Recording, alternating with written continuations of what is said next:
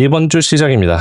전체적으로 봤을 때 반도체들이 폭락했었죠. 마이크론이 20% 떨어지고 샌디스크가 25%, 이렇게 메모리 섹터들이 거의 4분의 1 토막이 났습니다. 반도체들도 전체적으로 봤을 때 10% 가까이 빠졌고요. 대신 소프트웨어 섹터는 반등을 했습니다. 세일즈포스가 10% 뛰고 서비스나우가 18% 뛰고, 그리고 마이크로소프트도 10%나 일주일 만에 뛰었고요. 펠란티어 20%, 팔로알토 등 소프트웨어 섹터들이 반등을 했습니다. 그래서 이번 주는 반도체 섹터에서 소프트웨어 섹터로 순환이 됐다고 볼 수 있죠. 심지어 비트코인도 회복을 했습니다. 이번 주에 왜 이런 흐름이 나왔는지 설명을 해드릴게요. 간단하게 이해하기 쉽게 설명을 해드리겠습니다. 우선 반도체 쪽에서 하락했던 주된 이유들이 더 인포메이션이라는 소문으로 나왔었는데, 이번 주 초부터 메타가 AI 클라우드 사업 확장을 계획하고 있다라는 보도가 나왔습니다. 그래서 기존에 하고 있던 메타의 AI 사업을 점차 줄이고 돈이 되는 클라우드 사업을 한다라는 소식이 있고 난 뒤로, 이제 메타가 클라우드 사업 쪽으로 가고 AI 쪽으로 줄인다면 AI 컴퓨팅에 대한 수요가 줄어들 거다라는 내러티브로 반도체 주가가 하락을 했습니다. 이 소식 때문에 아이렌 그리고 네비우스 주가도 떨어졌었죠. 일주일 동안 콜리브는 14% 가까이, 네비우스는 12%, 그리고 아이렌은 17% 하락했습니다. 심지어 네비우스 주가는 20% 가까이 상승하고 있었는데 고점에서 30% 넘게 빠졌어요. 지난주 애플이 마이크론을 겨냥하듯 얘기를 하면서 메모리 가격이 100년 만의 홍수 같은 위기다라고 얘기를 하면서 애플 주가는 뛰고 메모리 섹터는 주가가 떨어졌었죠. 그 이후로 메타도 이 AI 쪽으로 투자를 줄이는 듯한 그런 보도가 나오는 겁니다. 자, 그리고 더 인포메이션에서 마이크로소프트 관련된 뉴스도 내놨었는데요. 8월부터 소비자용과 기업용 코파일럿 챗봇을 통합할 예정이다라는 보도가 있었습니다. 바로 이 아티클이고요. 이게 무슨 뜻이냐면 메타 뉴스랑 좀 비슷한 뉴스예요. 메타도 AI 모델 쪽으로 투자를 줄이는 그런 분위기이고, 마이크로소프트도 이 기업용이랑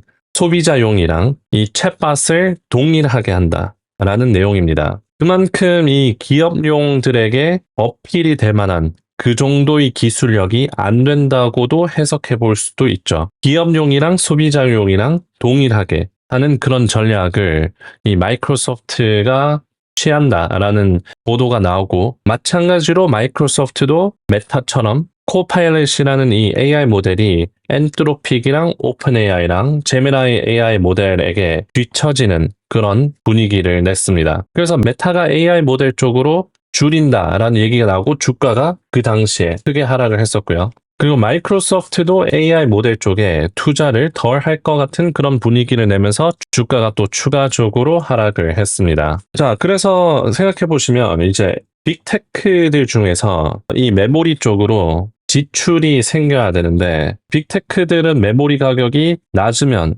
좋은 입장이겠죠. 그래서 애플이 마이크론을 겨냥한 듯한 그런 언론 플레이를 했었고, 메타도 AI 클라우드 쪽으로 사업을 확장하고 이 AI 모델 쪽으로는 줄이는 듯한 그런 분위기. 마이크로소프트 AI 모델 줄이는 분위기. 자, 이제 뭐가 나오냐? 테슬라까지 나옵니다. 테슬라가 직원들이 AI에 사용할 수 있는 그 지출 금액을 일주일에 $200로 제한한다 라는 그런 보도를 더 인포메이션에서 또 냅니다. 여기서 공통점이 있죠. 더 인포메이션, 마이크로소프트 더 인포메이션, 메타 더 인포메이션.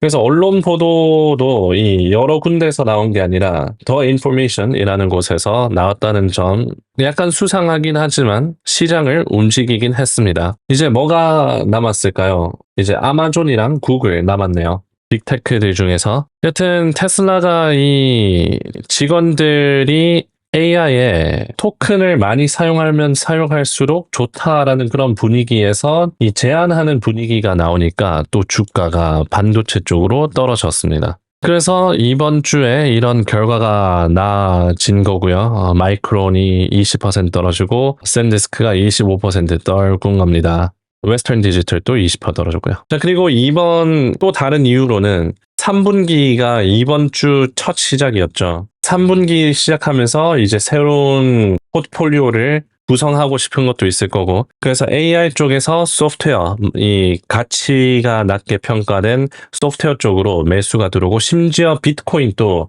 58,000에서 63,000까지 오르는 그런 상황도 있었습니다. 그리고 거기에 추가적으로 이번 주는 거래량이 좀 작았죠. 기관들이 휴가철이라서 그런데 여기에 마이클 버리가 나와서 AI 쪽 숏을 쳤다고 합니다. 캐터필러, 어플라이드 매티리얼즈, 테슬라, 그리고 엔비디아 신규 혹은 추가 공매도를 했다고 밝혔는데, 캐터필러가 원래 잘 안 움직이는 회사인데 일주일 만에 8.8% 하락했고요. 테슬라도 오늘 인도량이 굉장히 높게 나왔지만 추정치가 40만이었는데 48만 나왔어요. 그래서 거의 8만에 가까운 예상치 상회를 했는데 오늘 주가가 부진했고요. 어플라이드 매테리얼즈도 이번 주에 10% 가까이 빠지고, 엔비디아도 이번 주에 부진했습니다. 마이클 버리가 공매도를 했다고 하면 이제 개인 투자자들 또 따라 이제 트레이딩하는 그런 매매도 있고, 이렇게 세 가지 복합적인 이유들로 인해서 시장이 하락을 했는 겁니다. 자, 다음 주는 지표가 많지는 않아요.